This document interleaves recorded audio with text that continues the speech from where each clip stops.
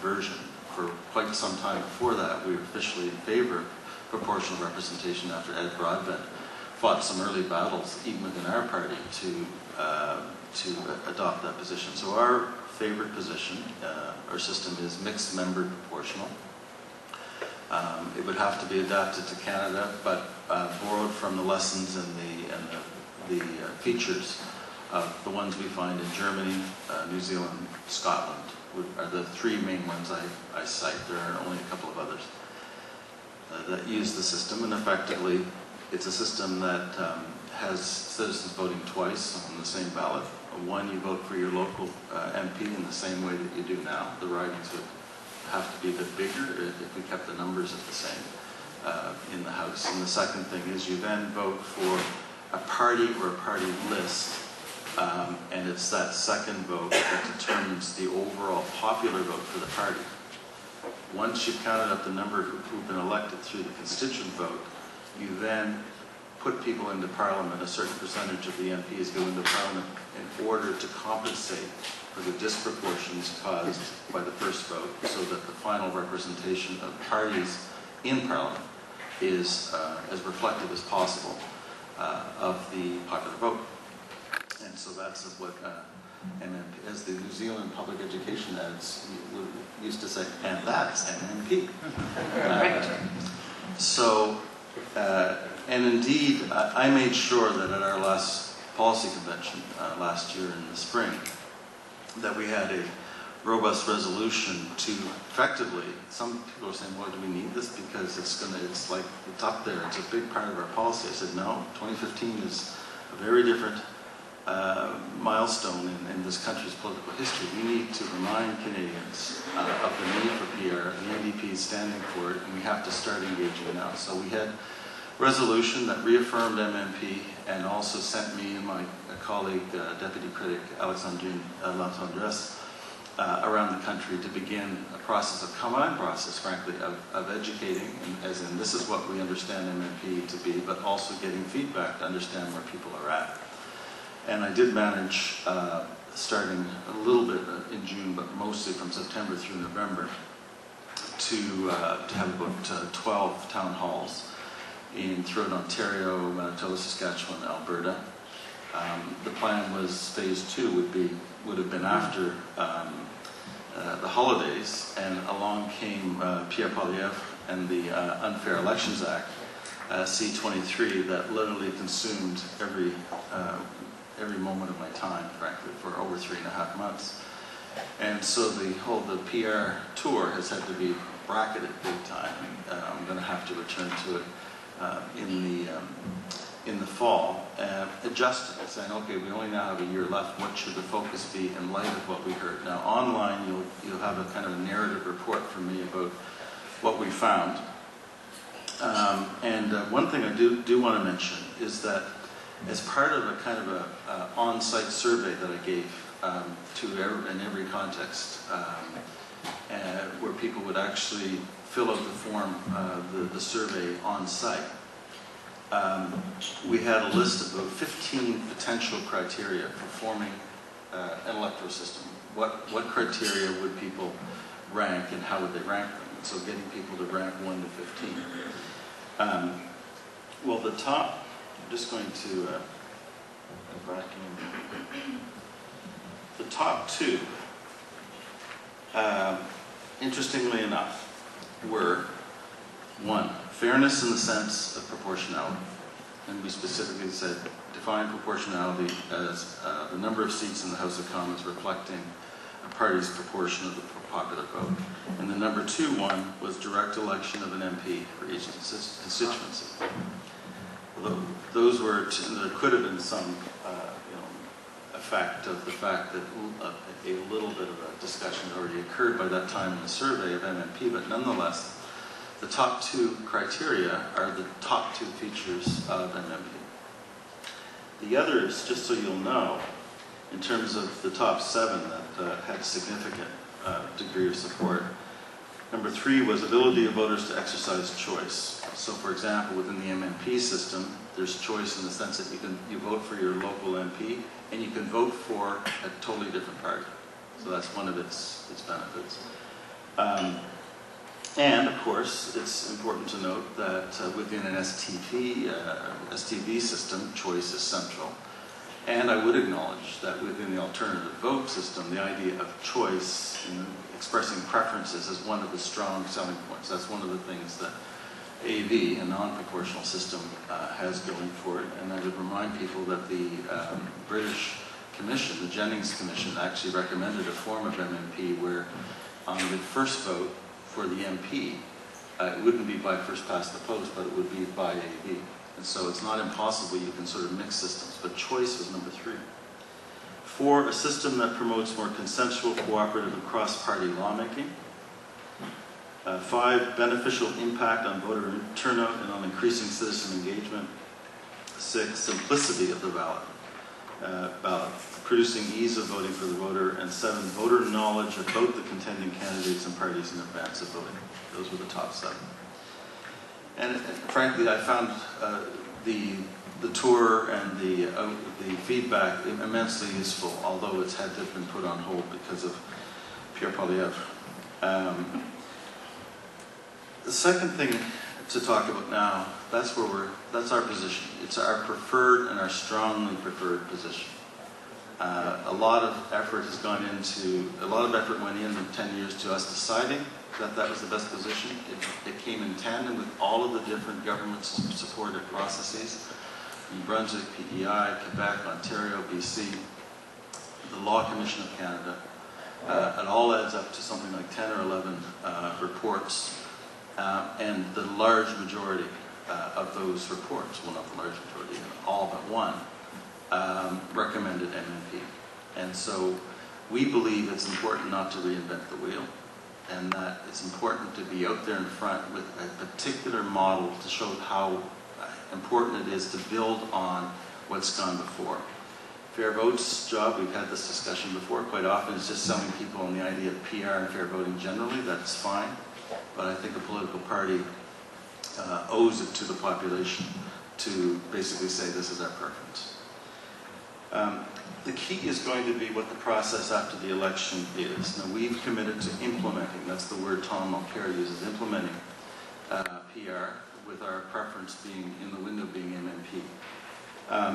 I'll say right up very clearly, Thomas said this at a major, we called it Democracy on the Danforth forum with a couple hundred people there. We're well aware of the problems of relying on a referendum as the decision-making mechanism to get to PR. And my own view is that we have to have a very well-designed, combined citizen and parliamentary process to design the system, and then we need legislation. Then we need an election, at least one, if not 2 elections using the system, and only then should we have this confirmation of a referendum. New Zealand, that's my own view. But what we need is, I need interaction with the Fair Vote and others about how exactly we design that and how we sell that, because there's a lot of ill-intentioned populist rhetoric out there in the sense of those who will say, how dare you be anti-democratic in changing our democratic system? How dare you not go to a referendum? But of course, referendum have nothing. There's no place in our political system, constitutional system, that requires referenda for anything. And at some point, what about all the major pieces of legislation that profoundly change this country, that governments have taken responsibility for within a broken system, mind you, where they've never once said, oh, we have to take this to a referendum. Right? So I personally will be fighting that tendency, yet I do believe that a confirming referendum could be extremely important to establish and solidify the legitimacy of a system once it's proven itself. Now, third thing is, and here I'm just going to be frank, and it's not meant to be partisan in a sharp way, but it's almost partisan in a disappointed way. Getting to a 2015 election where the outcome is there will be parties in Parliament in a position to do this, is not going to be easy, apart from just the fact that we're basically at the moment at a kind of one-third, one-third, one-third scenario. If you look at all the meaningful polls, it's 30, 30, 30 polls in terms of the three parties. Greens at around 5 or 6 and the Bloc at 4 to 6%. Apart from the challenge of how to do that and make sure Mr. Harper's not still in power, because I mean, just apart from whatever concern somebody just might have about that result, the fact is that result just kills electoral reform on its own. That's a big problem. But the current position and positioning of the Liberal Party is a challenge for this cause. It's as simple as that. Okay? And I really appreciate how frank Sheila has been about acknowledging that AB is not a proportional system, acknowledging that the resolution from the Liberal Convention was not in any way a commitment to PR. And I think it's important that we realize what it was a commitment to. It was essentially a commitment to a parliamentary committee to study and report in 12 months. We have those kinds of motions in the House all the time that are easily manipulable into something that produces nothing. Be it resolved that immediately after the next election, an all-party process be instituted. Well, all-party process in parliamentary context means a committee involving expert assistance and citizen participation. That's what good committees do and use to report to Parliament within 12 months with recommendations for electoral reforms, including preferential ballot and or for proportional representation. Now, I'm not saying that's not advance, and I do know 3 or 4 MPs who put a lot of effort into getting that clause into the more general resolution that it was part of. They busted gut to achieve that at almost the last minute. There was that much. There were not plans for that to be part of the resolution. It was tacked on to a list of about 10 or 11 other electoral reforms that tended to focus on Parliament. And so, it's also important to know, and I know Fair Vote has realized this, that when given the opportunity to reconfirm this in a way that just shows a real openness, when in the Fair Elections Act context, when Elizabeth May moved an amendment in committee, she moved the amendment, but she's not a voting member of the committee, that basically included setting up a committee process to look at electoral reform, shall include a consideration of the feasibility of adopting existing PR proportional electoral systems to replace the current first-past-the-post system with a view to providing electors with equal effective votes and a representation in the House of Commons that reflects closely the distribution of votes cast. Basically, I was on the committee. We were fighting the C23, three NDPers, 5 Conservatives and 1 Liberal. So I asked for a recorded vote, and the 5 Conservatives and the Liberal voted against it. It would have been the easiest possible thing to vote for, to show the openness and good faith, because it's completely consistent with the other one. Because it also didn't bind the process to come out with that system, but to recommend whether it's feasible. And so I think we have to really realize that there's huge resistance within the Liberal Party. I'm actually more cynical. I actually think there's very little support in the key power positions within the Liberal Party. But the 5 or 6 MPs that I know and interact with who are actively supportive of it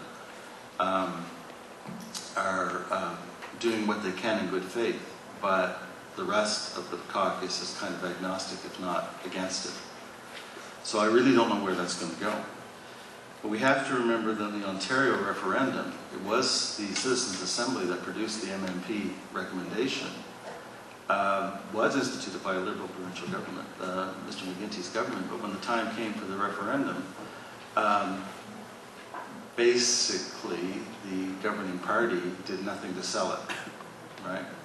And depending on interpretations, were part of allowing lots of behind-the-scenes action against that vote, against that result, along with the Conservatives. So something fundamental, Sheila was using the word psyche, something fundamental has to change in the current Liberal Party psyche, that everybody has to be able to trust within the next year. Otherwise, voting for the Liberal Party, if this is a key element in your vote, is a crapshoot. Now, I'm not saying that after the next election, if you end up with a coalition, especially if the NDP were the dominant party, the Greens hopefully have at least one or two, that I don't think it's beyond the pale that the dynamics would push the Liberal Party in that direction afterwards, but their own commitment, if they were either the dominant party or the majority, their own commitment's not going to get us there. So it's a challenge, and I think it's one that we just have to look at with very, very open eyes and understand. The last thing is public education was brought up as an important component of whatever gets done. Obviously, I think it's important to note that the Unfair Elections Act, Bill C-23, stripped Elections Canada of any power to engage in public education except for, this is an amendment we secured, restoring the right to do that within the schools. Otherwise, this is exactly the kind of thing that Elections Canada could not do. And I have to be honest with you, I believe that the Conservatives were worried that Elections Canada, after setting up an advisory committee and after, I know, having some discussions in that advisory committee about whether or not Elections Canada could start an open discussions amongst Canadians about the electoral system itself. I'm sure the Conservatives were partly concerned about that. So at the moment, we have to actually re-amend the Elections Act if we wanted Elections Canada to play the role that the Elections Commission played in New Zealand in public education. I've found, and I think this is really consistent with what Bruce has been saying, and it's not inconsistent at all with the focus, which is mostly rhetorical at the moment, but still it was in Resolution 31, the focus in the Liberal Party too about Parliament is broken. Canadians and the reaction to the Chong Bill suggests that however much Canadians seem to, on some level, not care what goes on in Parliament, at another level they seem to profoundly care. And they all seem to think that there's a problem, a mixed up set of problems, but they all seem to agree that it's profoundly dysfunctional. The more we can link proportional representation to fixing politics in Ottawa, I think the more you're going to be able to sell this as well. I think the climate is there for that linkage in a way that it hadn't been so much in the past. Okay, so I'll end there. Terrific.